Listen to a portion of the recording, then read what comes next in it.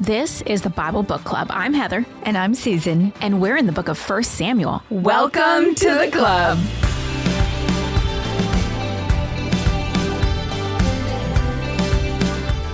Well, in chapter 24, Saul is chasing David through the desert of En-Gedi, trying to kill him because he thinks David will take the kingdom away from him. And, well, he just might. David is suffering, always on the run from Saul, never comfortable, and he's far away from family and from the Israelite people he loved and he wanted to serve.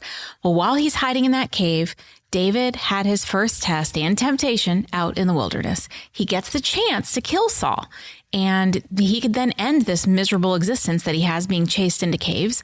David is tempted, but he stops short, and he uses his knife to just cut off the edge of Saul's robe instead of taking his life. David passed the first test. Yay. Saul momentarily sees the light and he realizes that David is actually a righteous man and that he will probably be king one day. In this episode, two stories are going to take place. One is super short. Samuel is going to die. And then David will have his second test in the wilderness. The second test is the temptation to avenge himself. David was anointed but not appointed king. As a threat to the current king, David was treated as a defector, an outlaw, resulting in disrespect and ill treatment by many. It was a difficult position to be in, and the contempt is going to really get to him this episode. In this test, David will be tempted to kill those who disrespect him, which is exactly what Saul did to the priest Nob. All right, scene 1, the death of Samuel. Chapter 25. Now Samuel died, and all Israel assembled and mourned for him, and they buried him at his home in Ramah. That's all we know about his death. But Samuel's death is going to leave a gaping spiritual hole in the nation of Israel. Since the death of Moses, there has not been a man of God as great as Samuel. He served as prophet, judge, and priest for Israel. His service to the Lord began when he was a child of about 4 years old, and it never ended. He transitioned Israel from ruling judges to a monarchy, even though he wasn't happy about it. He anointed, mentored, and cared for both Saul and David. Samuel left a lasting legacy of faithfulness and obedience to God. His name is mentioned 128 times in the Old Testament and 3 times in the New Testament. According to the Apostle Paul in Acts 13, Samuel is a principal player on the timeline from Abraham to Christ. Listen to this. Standing up, Paul motioned with his hand and said, "Fellow Israelites, and you Gentiles who worship God, listen to me. The God of the people of Israel chose our ancestors. He made the people prosper during their stay in Egypt. With mighty power, he led them out of the country. For about 40 years, he endured their conduct in the wilderness. And he overthrew 7 nations in Canaan, giving their land to his people as their inheritance. All this took about 450 years. After this, God gave them judges until the time of Samuel the prophet. Then the people asked for a king, and he gave them Saul, son of Kish, of the tribe of Benjamin, who ruled for 40 years. After removing Saul, he made David their king. God testified concerning him, "I have found David, son of Jesse, a man after my own heart. He will do everything I want him to do." From this man's descendants, God has brought to Israel the Savior Jesus, as he promised. Samuel was a great. He served a crucial role in the bigger Bible timeline from Abraham to Jesus, and more specifically, in the transitioning of the nation of Israel from judges to kings. Scene 2. Beauty and the Fool. This story could be the inspiration for a new Disney fairy tale. A takeoff on Beauty and the Beast, but with a twist. The beauty in the story, named Abigail, has much in common with Belle. Abigail is smart, and she is being held captive by a wealthy beast. However, Abigail is trapped in a difficult marriage, not a castle. Her husband, the fool, holding her captive, has a heart of stone, and unlike the beast, his heart won't save him. It will kill him. Now, the hero to set the beauty free is a new, improved Gaston with a heart for the Lord, named David. Chapter 25, continuing in verse 1. Then David moved down into the desert of Paran. A certain man in Mon who had property there at Carmel was very wealthy. He had 1,000 goats and 3,000 sheep, which he was shearing in Carmel. His name was Nabal, and his wife's name was Abigail. She was an intelligent and beautiful woman, but her husband was surly and mean in his dealings. He was a Calebite. All right, we know all about David. Here's what we know about the two new characters in the story. Nabal's name means fool, which accurately describes his character. It may be an intentional distortion of his real name. We just don't know. It may be an intentional distortion of his real name and another insertion of Hebrew humor. Nabal is very rich and owns a lot of goats and sheep. He is from the house of Caleb, who was an amazing man. Go back and hear about him in Judges, Joshua, actually in Exodus too. This implies that Nabal was a bad branch of a good family. In other words, he's from the house of Caleb, good guy, but Nabal's not a good guy. And as Caleb was from the tribe of Judah, there was some kinship between Nabal and David, who was also from Judah. So Nabal and David may be related distantly. Lastly, Nabal is surly and mean, or in the King James Version of the Bible, churlish and evil. Now, Abigail is our heroine, and her name means one who is the cause of joy. I love that. Implying that her beauty is more than skin deep. She's intelligent and beautiful, or in the King James Version, of good understanding and countenance.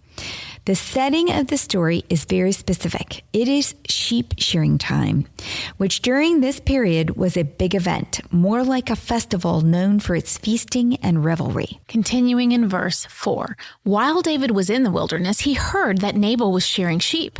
So he sent 10 young men and said to them, go up to Nabal at Carmel and greet him in my name. Say to him, long life to you, good health to you and your household, and good health to all that is yours. Now, I hear that it is sheep shearing time. When your shepherds were with us, we did not mistreat them, and the whole time they were at Carmel, nothing of theirs was missing. Ask your own servants, and they will tell you. Therefore, be favorable toward my men, since we have come at a festive time. Please give your servants and your son David whatever you can find for them. David, with a good heart, has got a good message for Nabal. And it wasn't out of the realm of what was expected. It was a loosely held custom at the time to reward those with provisions for their protection or assistance. Because there were no police in those days, David and his men had been protecting Nabal's shepherds and flocks from outlaws. So it was quite natural for David to ask Nabal to reciprocate with provisions from the festival. Scene 3, Nabal the imprudent and impulsive. Verse 9, when David's men arrived, they gave Nabal this message in David's name. Then they waited. Nabal answered David's servants, who is this David? Who is son of Jesse? Many servants are breaking away from their masters these days. Why should I take my bread and water and the meat I have slaughtered for my shearers and give it to men coming from who knows where? So David makes what he assumes is a friendly, reasonable request for food. After all, he and Nabal are from the same tribe. They're both from the tribe of Judah. Nabal has probably heard that he is the next king. It's a political thing. And Nabal has benefited richly from David's protection. There is absolutely no reason not to be generous to David and his men. But Nabal sees things differently, and he responds arrogantly. He acts as if David is a nobody, calling him David, the son of Jesse, as Saul did when he was angry at David. He's also suggesting that David is not Saul's son-in-law, because he could have called him David, the son-in-law of Saul, the king. He then suggests that David is a servant of Saul who has broken away from his master, implying that David is a defector of Israel. And his men, David's men, from who knows where, are not fit to eat his food. Nabal is living up to his name. How could he not know that David would be insulted by his words and that his 600 angry men were a force to be reckoned with? Nabal is so foolish that one has to wonder how Nabal became so rich. And how did he get a wife as great as Abigail? Perhaps he must have inherited the money is what I'm thinking, and his parents arranged his marriage. Which makes the parents super smart because Abigail is the only reason Nabal lives through the night. Scene 4. Abigail, the respected and resourceful. Verse 12. David's men turned around and went back. When they arrived, they reported every word. David said to his men, "Each of you strap on your sword." So they did, and David strapped on his as well. About 400 men went up with David, while 200 stayed with the supplies. David's furious, and who can blame him? Remember, he's done nothing wrong. He killed Goliath, fought for Israel, and served the king. Yet Saul has forced him to live as a criminal outcast, when in fact, he is the anointed future king of Israel. And now, once again, he has done the right thing, protected the people of his own tribe, and in return, this narcissistic Nabal treats him as if he is a worthless nuisance. David is tired of the disrespect. He will not grab the kingdom from Saul out of respect, but he will not tolerate such insubordination from such a fool as Nabal. He's going to kill him. Nabal may be a fool, but his servants are not. One senses that this is not the first time their master has offended someone, and they know exactly who can fix it. Verse 14, one of the servants told Abigail, Nabal's wife, "David sent messengers from the wilderness to give our master his greetings, but he hurled insults at them. Yet these men were very good to us. They did not mistreat us, and the whole time we were out in the fields near them, nothing was missing. Night and day, they were a wall around us the whole time we were herding our sheep near them. Now, think it over and see what you can do, because disaster is hanging over our master and his whole household. He is such a wicked man that no one can talk to him." Nabal's servant runs to the only one he trusts, Abigail, a woman. An interesting choice. How could a woman defend them against an army of men? He quickly reports the facts to her. The master has insulted the leader of the men who have been good to us. So think and do something quick before we're all killed. Because Nabal is so wicked, I cannot go to him for help. Verse 18, Abigail acted quickly. She took 200 loaves of bread, 2 skins of wine, 5 seahs of roasted grain, 100 cakes of raisins, and 200 cakes of pressed figs, and loaded them on donkeys. Then she told her servants, "Go on ahead, I'll follow you." But she did not tell her husband Nabal. The girl goes into action, and she acts quickly. She put her entire household to work. Now, because it was festival time, I'm thinking much of this food may have been prepared for the workers and families that are shearing the sheep.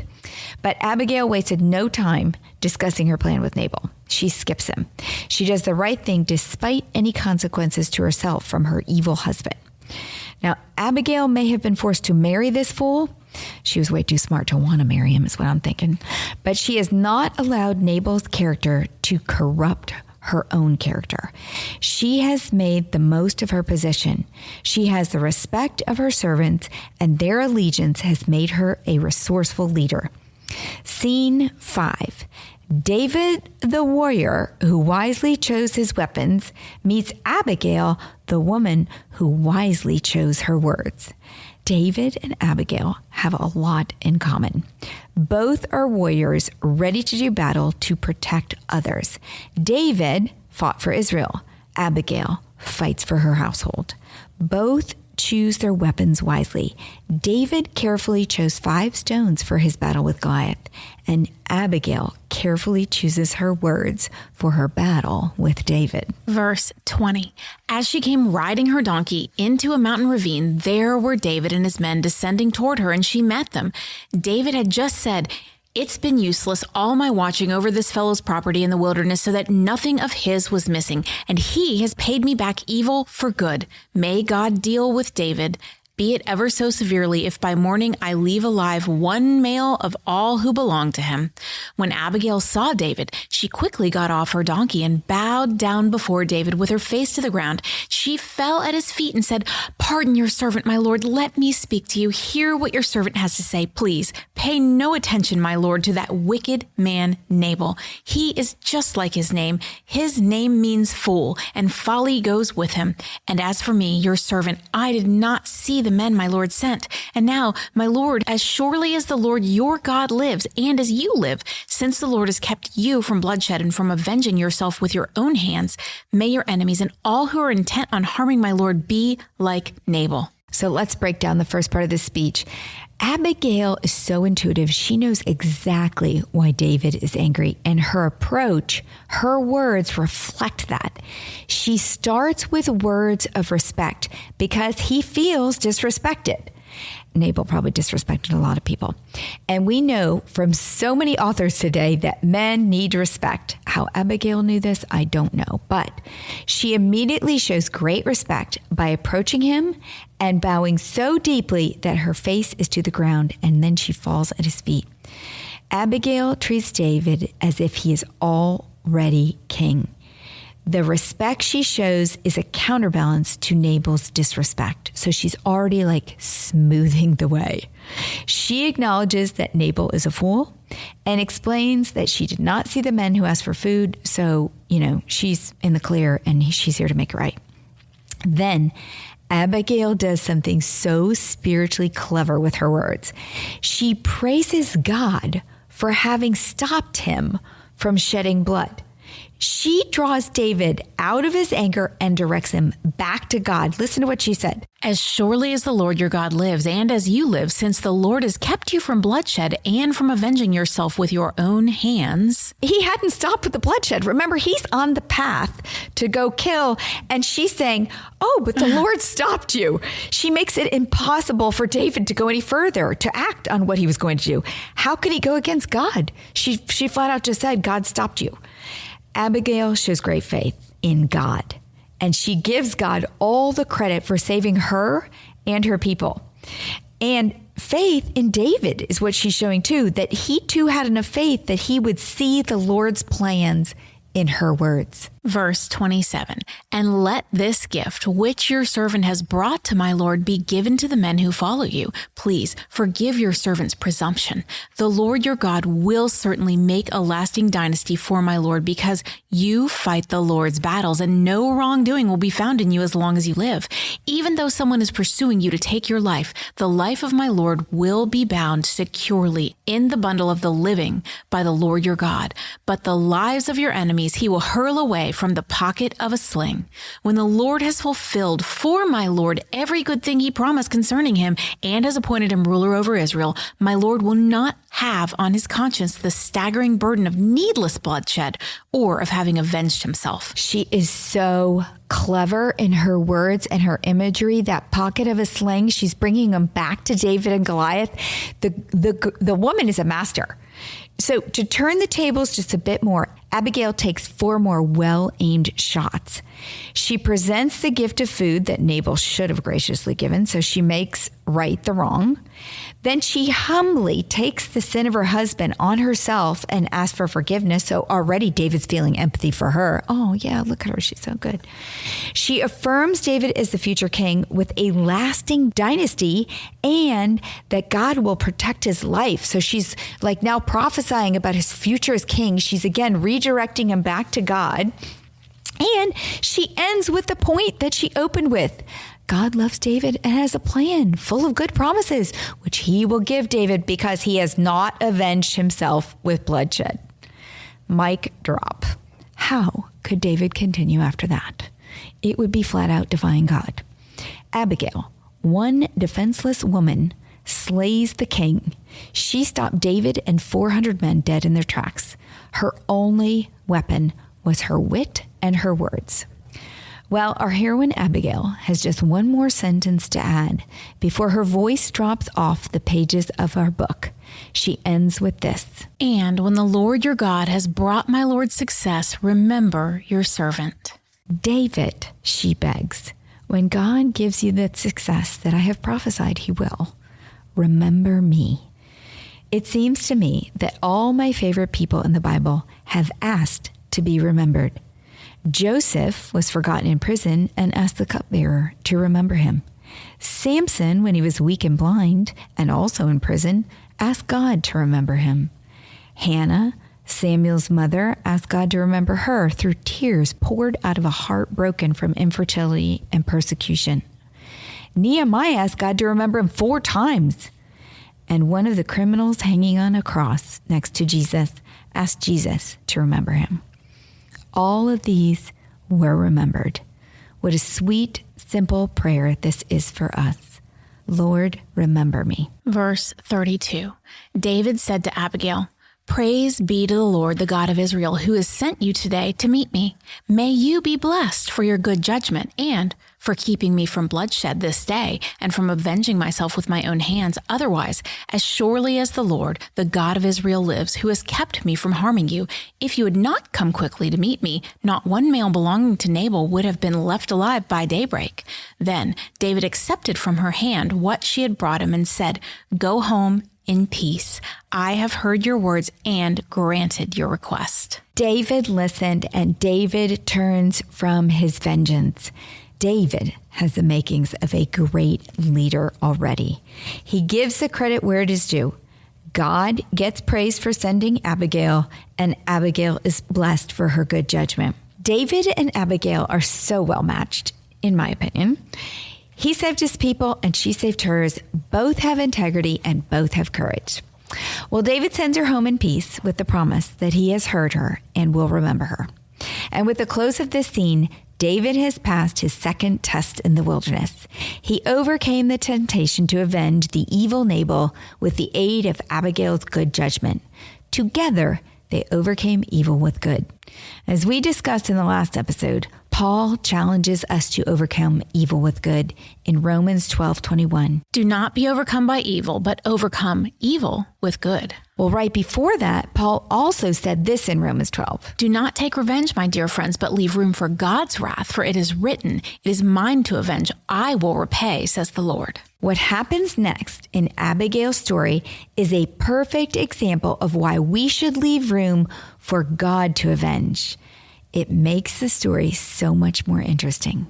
Scene 5, Abigail's fairy tale ending. Verse 36. When Abigail went to Nabal, he was in the house holding a banquet like that of a king. He was in high spirits and very drunk. So she told him nothing at all until daybreak. Then in the morning, when Nabal was sober, his wife told him all these things, and his heart failed him, and he became like a stone. About 10 days later, the Lord struck Nabal, and he died. Okay, remember, it's sheep shearing time, and that means a party. Nabal, like Saul, enjoys playing king, and he was full of wine and full of himself. In the morning, Abigail reveals what Nabal missed in his drunkenness. Now, the NIV has tried to make the wording of how Nabal died less awkward than it really was. But in the process of doing that, we lose that Hebrew humor that I love. The Hebrew word for sober is the wine has gone out of him. And Nabal's name sounds like the Hebrew word nebel, which means wineskin. So the verse in Hebrew would read like this. In the morning, when the wine had gone out of him, Nabal was nothing but a shriveled up wineskin. Okay, so there's another joke in here. One more on Nabal. The text implies that he had a hard heart in Hebrew. And in the end, he becomes like his heart, a stone for 10 days before he dies. So I love Hebrew humor and regret that we miss it in our translations. My point is God wants us to laugh, even in the difficult lessons of life. Nabal has what most think is a stroke when it says he becomes like a stone that renders him paralyzed or in a coma. Now, the cause of the stroke is debated. It could have been fear of David and his army. It could have been anger at Abigail for humiliating herself before David, a man that Nabal obviously thought was beneath him. Or it could have been anger at Abigail for going behind his back and ordering the servants to provide food when he said, no way. We don't know, but it doesn't matter because 10 days later, Nabal dies, and there is no mystery about why. It clearly says in the Bible, we're told he was struck by God. And now, out of the blue, the lovely, wise Abigail is available and on the market. And it doesn't take our hero longed to hear about it. Verse 39, when David heard that Nabal was dead, he said, "Praise be to the Lord, who has upheld my cause against Nabal for treating me with contempt. He has kept his servant from doing wrong and has brought Nabal's wrongdoing down on his own head." Then David sent word to Abigail, asking her to become his wife. His servants went to Carmel and said to Abigail, "David has sent us to you to take you to become his wife." She bowed down with her face to the ground and said, "I am your servant, and I am ready to serve you and wash the feet of my Lord's servants." Abigail quickly got on a donkey and, attended by her 5 female servants, went with David's messengers and became his wife. David had also married Ahinoam, Jezreel, and they both were his wives. But Saul had given his daughter Michal, David's wife, to Paltiel, son of Laish, who was from Galim. I picture Abigail is so pure, but Heather's voice is almost seductive there. Abigail has changed her tune. Okay, so the hero marries the heroine and they lived, well, we don't know how they lived. We don't know if it was happily ever, but what we do have here is new intel on David's personal life that will become important and sadly comes after him being so good, because it's not good, it's bad. David has 3 wives so far. He's going to end up having 8. Now, there is no comment at this point in the Bible on David's polygamy. But did David miss Samuel's warning to Israel way back in chapter 8 that a king would take and take and take? And David just took another wife. Did David miss the instruction from Moses in Deuteronomy 17:17 about a king and what they're supposed to do? Listen. Deuteronomy 17, starting in verse 14. When you enter the land the Lord your God is giving you, and have taken possession of it and settled in it, and you say, "Let us set a king over us like all those nations around us," be sure to appoint over you a king the Lord your God chooses. He must be from among your fellow Israelites. Do not place a foreigner over you, one who is not an Israelite. The king, moreover, must not acquire great numbers of horses for himself, or make the people return to Egypt to get more of them, for the Lord has told you, you are not to go back that way again. He must not take many wives, or his heart will be led astray. He must not accumulate large amounts of silver and gold. When he takes the throne of his kingdom, he is to write for himself on a scroll a copy of this law, taken from that of the Levitical priests. It is to be with him, and he is to read it all the days of his life, so that he may learn to revere the Lord his God, and follow carefully all the words of this law and these decrees, and not consider himself better than his fellow Israelites, and turn from the law to the right or the left. Then he and his descendants will reign a long time over his kingdom in Israel. This is not a long list as far as kings go. The king must be chosen by God, check. He must be an Israelite, check. He must not acquire a lot of horses, wives, or gold. He must make a copy of the law. He must not consider himself better than his fellow Israelites, and he must not turn from the law. Perhaps David lacked a pen and paper in the wilderness and did not make a copy of the law, because David is acquiring wives. He has a heart for women, not just a heart for the Lord. And this is a crack in his heart for the Lord that will become a huge rift in the kingdom. So back to Abigail. Abigail was David's 3rd of 8 wives. Now, Michal was the first, but we read here that she is given by Saul to another man. Ahinoam is the 2nd wife and the mother of Amnon, the firstborn son. He will be the catalyst for the greatest personal tragedy in David's life. Abigail is the 3rd, and she too will have a son, but we don't know much about him. Maacah, Haggith, Abital, and Eglah are the 4th through the 7th. Bathsheba will be the last. Now, we don't know a lot about David's 8 wives. We know the most about Michal, Abigail, and Bathsheba. Michal did some good. She protected him, but we will see she lacks spiritual depth. Bathsheba will give David the heir to the kingdom, Solomon, but bathing on the roof and adultery show a lack of judgment. Of what we know of the 8 wives, it's Abigail who shines as David's best choice. Their story stands in stark contrast to Bathsheba's story. In Abigail's story, there is no adultery. She became available because God took her husband Nabal's life. In season 10, we'll learn in Bathsheba's story that David takes Uriah's life to cover up his adultery. To make David's sin greater, Abigail's husband was evil, but Bathsheba's husband that David killed was a good man. God removed the evil barrier to Abigail. It was a gift to David and a blessing to Abigail. While David, in a fit of lust, took Bathsheba and then killed a good man. The consequences that follow haunt David for the rest of his life.